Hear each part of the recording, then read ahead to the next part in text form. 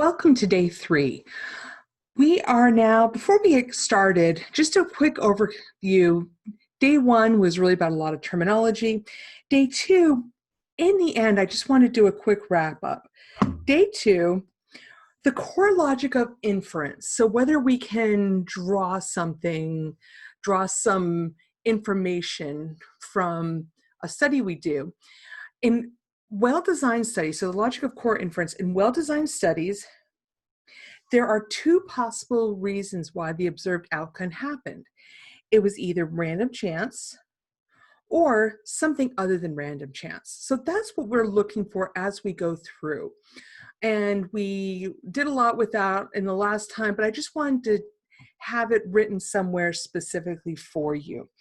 To decide whether the observed outcomes, when we do these designs, could have happened by chance alone. Remember, we simulated what would have happened by chance and compared to our actual outcome.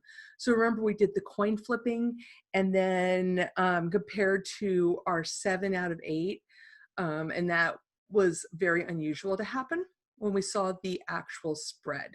So today, we're going to move on a little bit from that and expand on it. So the goal for today is looking at the logic of statistical inference. We're continuing on that. And with something new, something called a p-value.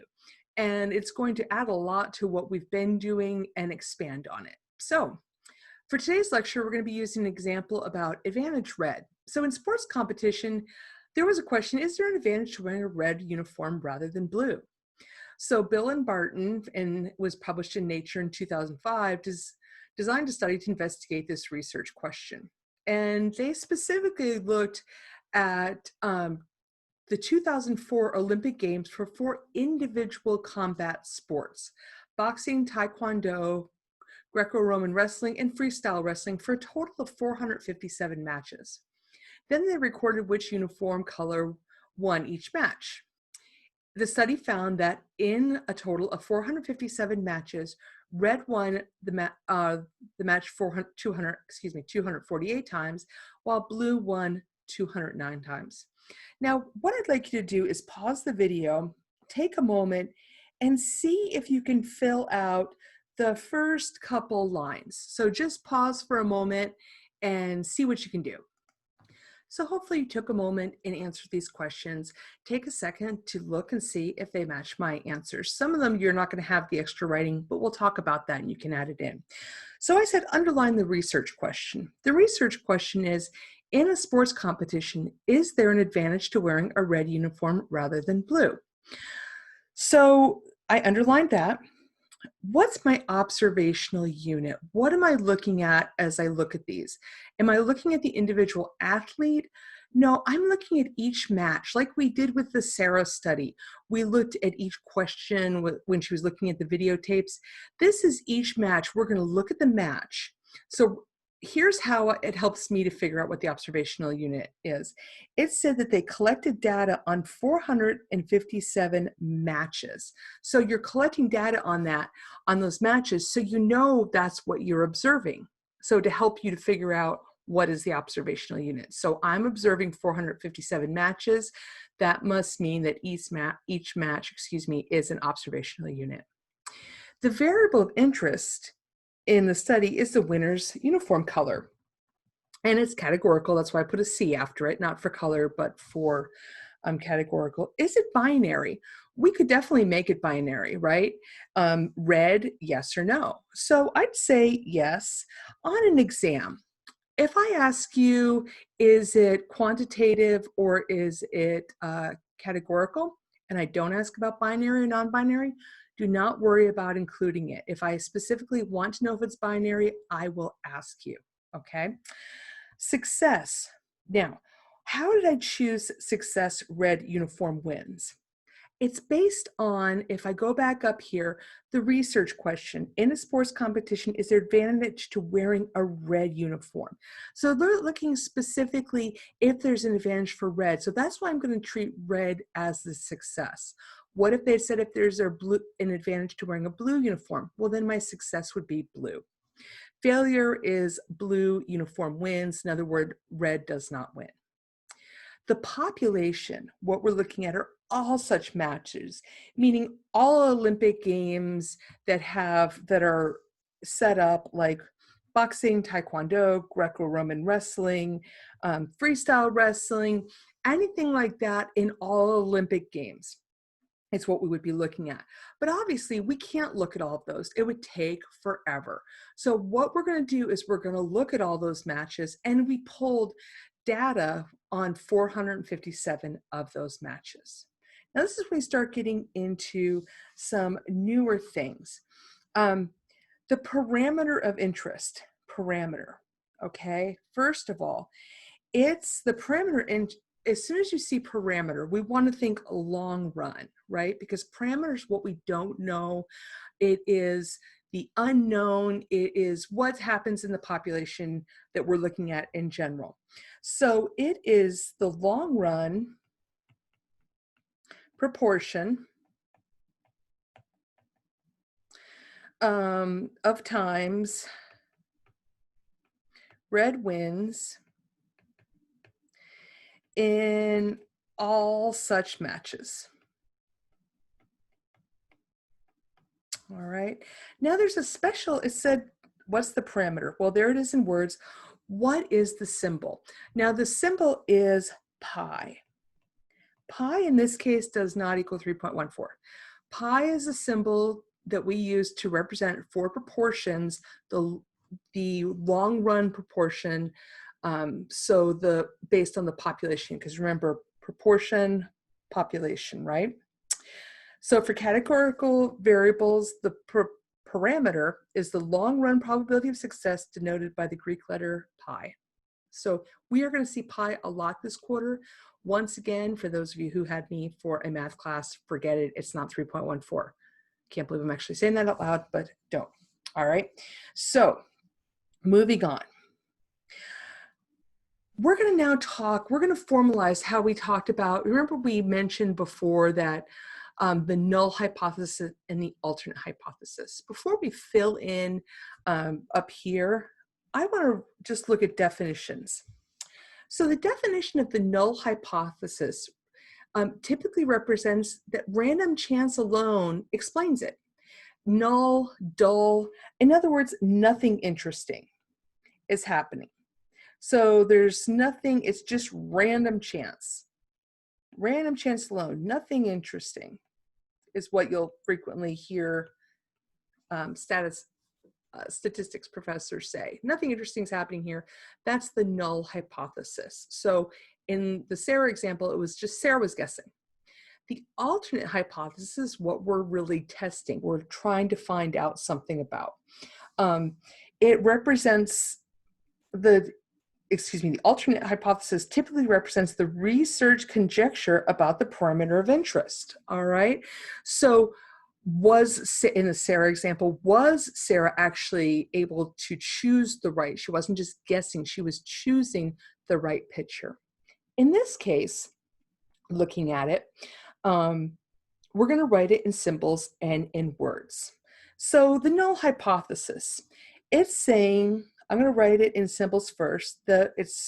Whenever you talk about the null hypothesis, we're always interested in studying not the sample, but what's happening in the population. So you're going to use pi, never p hat here, all right? So pi is telling us, all right, this is the long run, what's happening for the population. So pi is, if it was by chance, what would you think? Would it be like flipping a coin because it's either red wins or loses? Yes. So it's pi equals 0.5.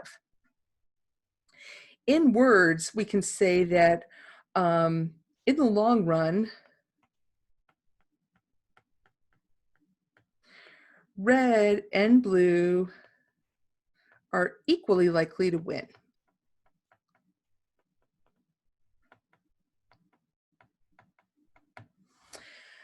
Now the alternate is, we're saying, now this is where you have to be careful. We know that we're talking about red winning, right? And we want red to win more often. When you see more, what do you think of? Well, hopefully you think of greater than 0.5. All right. Red in the long run, red is more likely to win.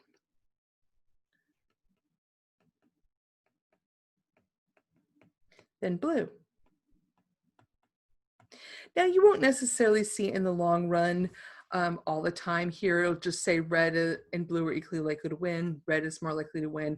I'm saying in the long run here just to remind you that the pi represents the population in general when we're talking about all these matches over all the time. Okay, so let's see. You're going to notice that I have pi is greater than 0.5. Null hypothesis is always represented by H sub 0. So H, 0, nothing happening. The alternate hypothesis is H sub A. So this is how you're going to see if it asks for the null hypothesis in symbols, this is what you would see. The null, and then there's the alternate. One thing to keep in mind when we're talking about hypotheses, they can never meet, so to speak. So you cannot have, let's say, H sub 0 pi equals 0.4, just for something a little different. H sub A pi is greater than or equal to 0.4. That cannot happen. They have nothing in common. Either one is either the alternate hypothesis, we find support for it, or we don't. Okay, so that's something to keep in mind. Let's see.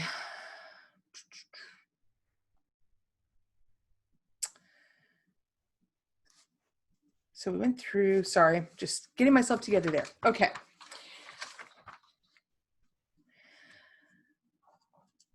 Data. The data given in the study said, and I'm just repeating it here so we can see it quickly, 457 matches, red won the match 248 times while blue won 209 times. And this is what the study found. All right, so this is information from the study. Is this a statistic or is this a parameter? Well, remember, we're looking at the study, so we're looking at a statistic, right? So the symbol that we've used before is p hat, and that's going to be the sample proportion of times red wins in 457 matches.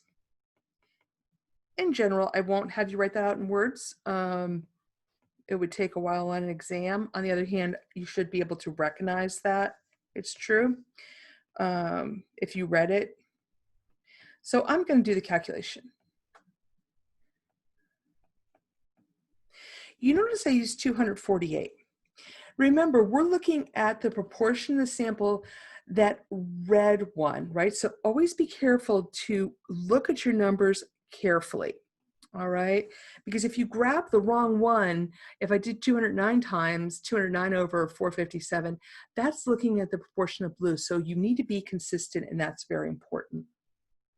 For categorical variables, the statistic is the sample proportion of successes, and it's denoted by p hat, and we call it p hat.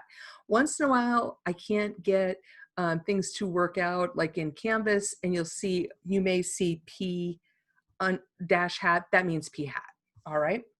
So drawing inferences from a sample to a population, because really that's what we want to say.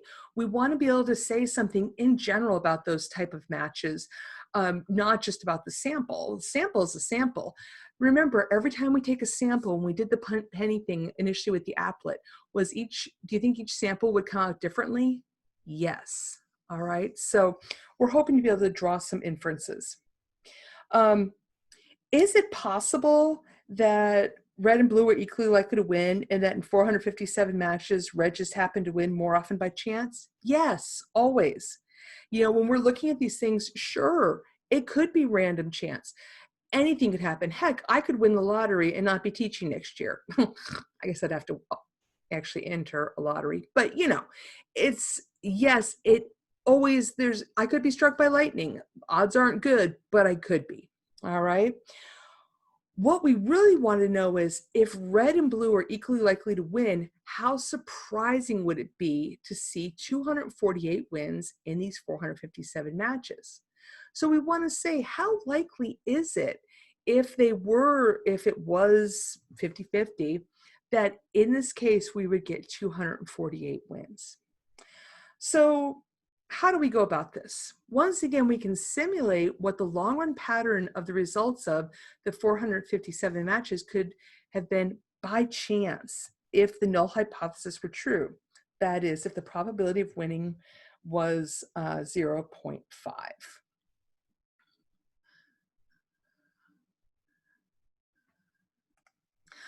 Okay, so we're going to go back to the one proportion applet. I highly recommend taking a moment and doing it yourself at home. But first of all, so here's a printout of one that I did.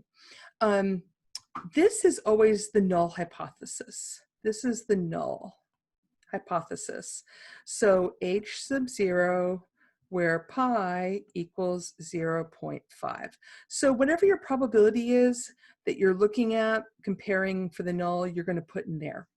How many tosses? In other words, how many matches did we look at? It's not 5. So this is just what standard popped up. But I wanted to show you, I need to put in 457. Do I want to look at one set of 457, or to see what happens if we looked at 457 matches again and again and again? That's what we want to do. All right. So a good number in general of repetitions is 1,000. And then I clicked animate, or animate was already clicked, and then I said draw samples. And the total at this point would be 1,000 when it actually popped up. So if you put those in and you do this at home, you're going to get something that looks roughly like this. Is it going to be exactly the same? No. Remember, this is just showing the null distribution. In other words, if it was just by random chance, they flip it, each one of these dots is, well, let's look here. This is the one proportion applet output. Here it is. This is the count, by the way.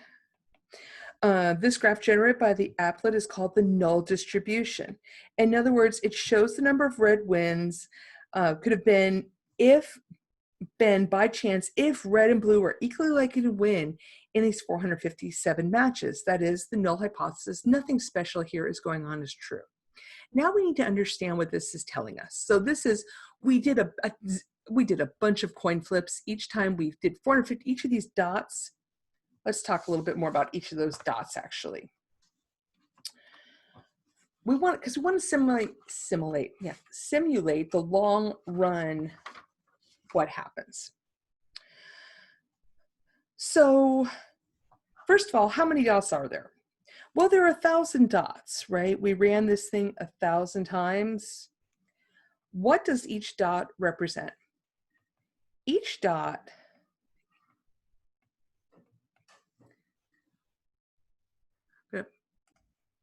okay, I just wanted to finish writing there. I was having problems writing and speaking. Each dot represents a set of the 457 matches. So they actually, there should be an E there, sorry. And the number of red wins in that set. So this dot, each of the dots tells us how many red wins there were.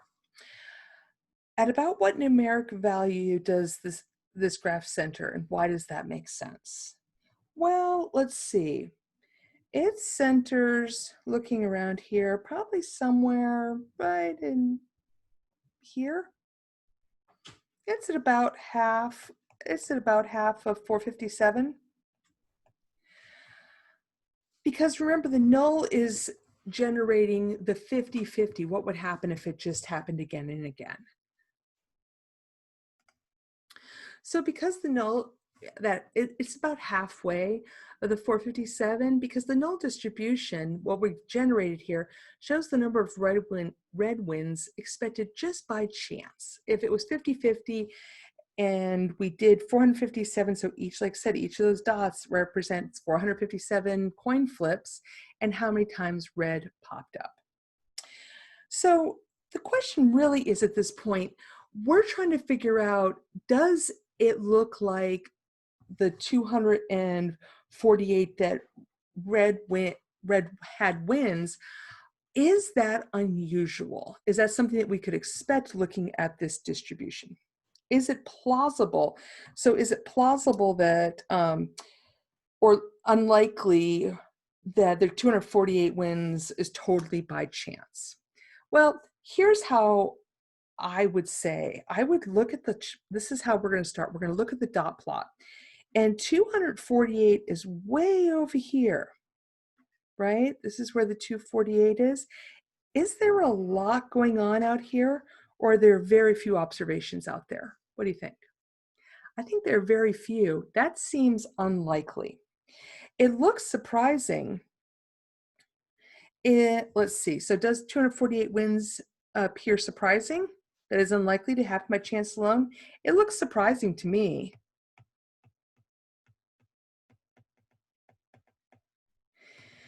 Because, BC for because, it is out in the tail compared to the other dots.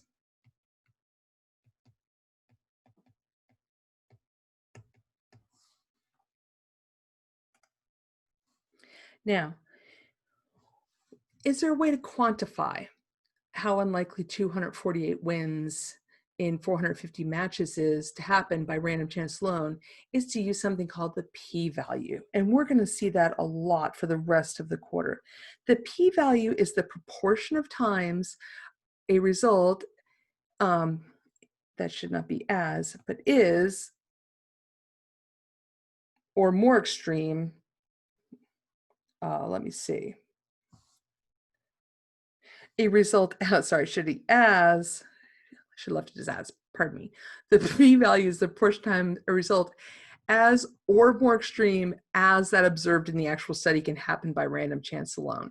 So you're like, well, English please, Sonia? Yeah, I know. Choose the, so when we did this, we chose this statistic, we did the number of heads, and we had the count of 248, right? Because that was the number of times the red uniforms win, correct?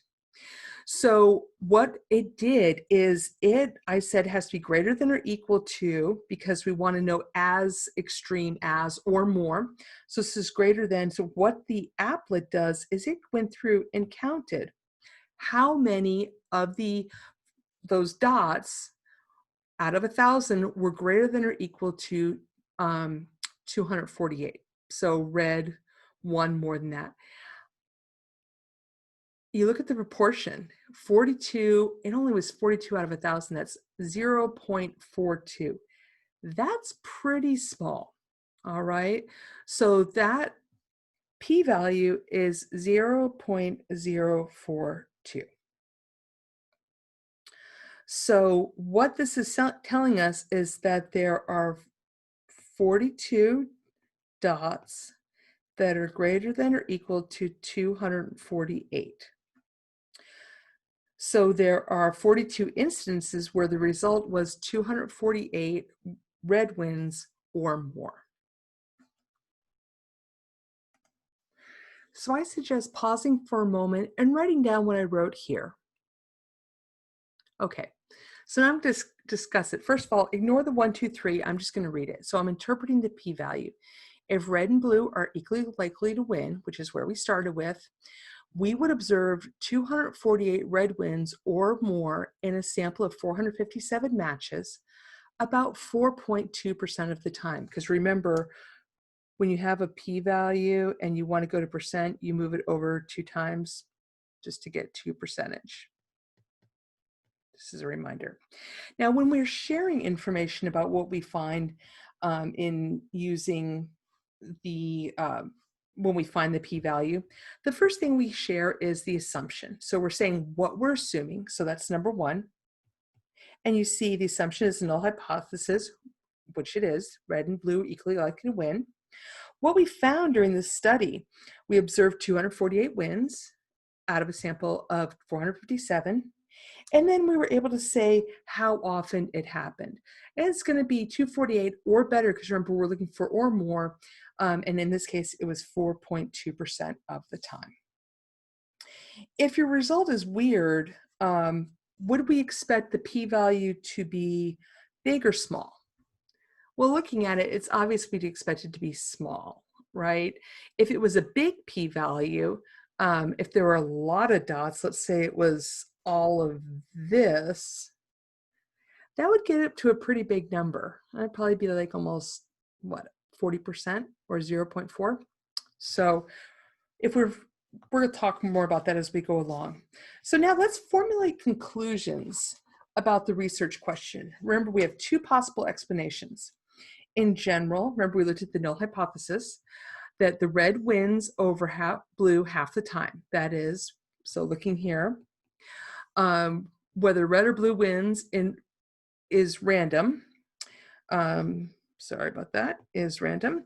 The study outcome occurred by random chance alone, and so the null hypothesis is all we have. Or in general, red wins over blue more than half the time. The study outcome occurred because long run, the alternate hypothesis, we have some support for that.